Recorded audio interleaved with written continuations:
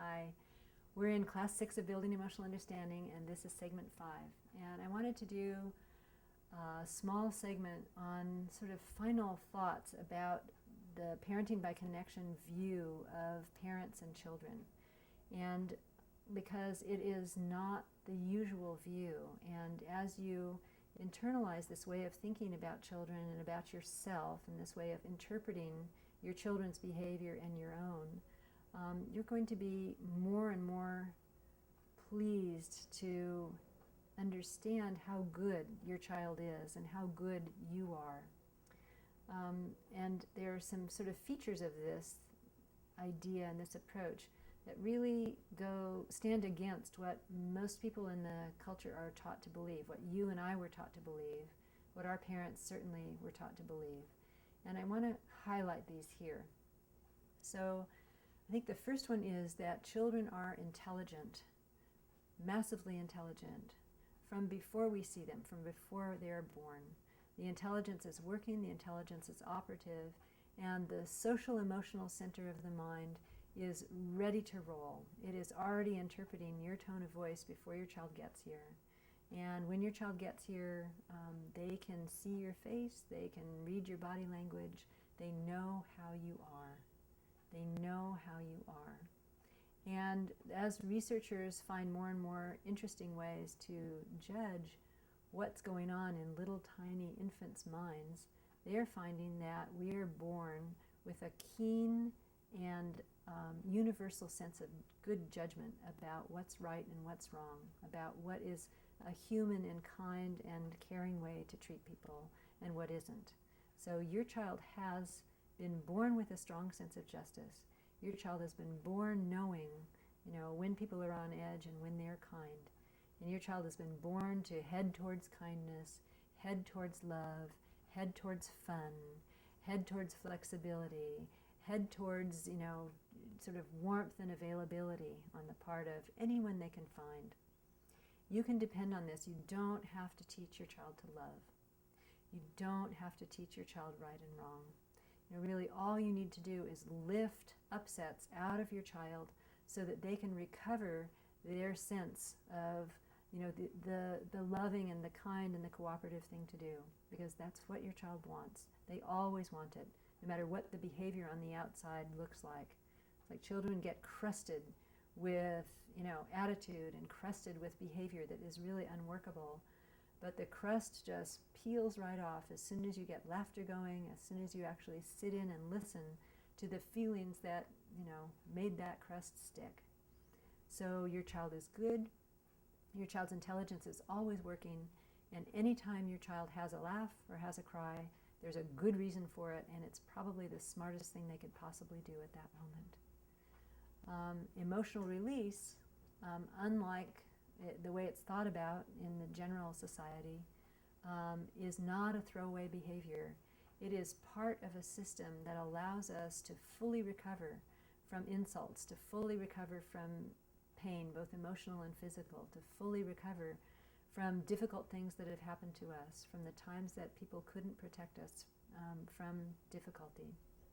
And crying, tantrums, laughter, writhing and sweating and struggling and fighting hard, and yawning, all of these things relieve people of emotional burdens, and the release is permanent. It's like sometimes they have to go back in and relieve again and again and again because the hunk of upset they're working on was a big one. They got dinged, and it wasn't a minor ding. But as they do this, their perspective improves and their ability to think and flex improves. You can depend on this process. You can depend on the fact that your child is crying for a good reason, even if you're really upset and you can't think of what that good reason could possibly be. There is a good reason, and it's a smart thing to do. And your child's off-track behavior is a dependable sign that they don't feel good inside. No matter how proud of it they may seem, no matter how uncaring they may look after they've just hurt someone's feelings or bonked somebody on the head, they wish they hadn't done it, but they're caught. And so children's kind of off-track behavior is kind of like the flags that sailors use to signal one another from far away. It's like anytime your child's got off-track behavior, their little boat has sailed far from the mothership, and they're sending up little signals to tell you, hey, I'm way too far away, I can't feel you here. You know, they're lighting flares and sending them up, and if you don't answer, if no one comes and connects, the flares get bigger and bigger and bigger and bigger. And so moving in, bringing yourself, bringing your kindness, bringing a nice, healthy, big fat limit, but not with great big fat feelings about it. Just a nice, healthy limit is really the kindest thing you can do for a child who's off track. And just do time in. It's like spend time with them. You connect, they eject. You connect, they eject. You connect, they eject. And when that feeling is all worked off, when it's all whittled away, they will be so glad that you're there. They will be able to connect with you, and their behavior will be different than it was. It may not be entirely resolved if it's a great big chunk they're working on, but all they need is someone to connect with them. So I just want to encourage you to read, listen to our podcasts, rewatch these little videos again for as long as you can. You know, get in contact with this information on a regular basis, because it will evaporate from your mind. You know, slowly but surely. We've tried to give you as much support as we could during these 6 weeks. We want you to have that support. We're slowly building other mechanisms for you to have regular support through Hand in Hand, or ways that you can build that support in your own life with your own friends in your own community. We have many resources online to help you do that.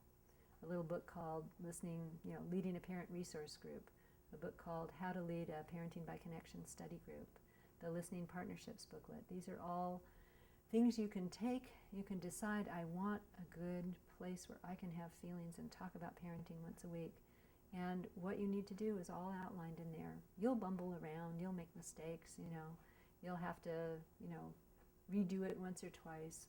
But the people who have tried it have found it to be tremendously helpful in allowing them the space to enjoy their children and enjoy their role as parents. So stay in touch with us. Stay in touch with this really good information about how good you are and how good your child is, and about this process that we have that the rest of society doesn't yet understand, but we're working on it. They'll get it soon, and you'll be part of this new paradigm of parenting. You'll be part of a whole bunch of us, thousands of us, who are beginning to connect, rather than try to control when it comes to nourishing and nurturing our children. Thank you.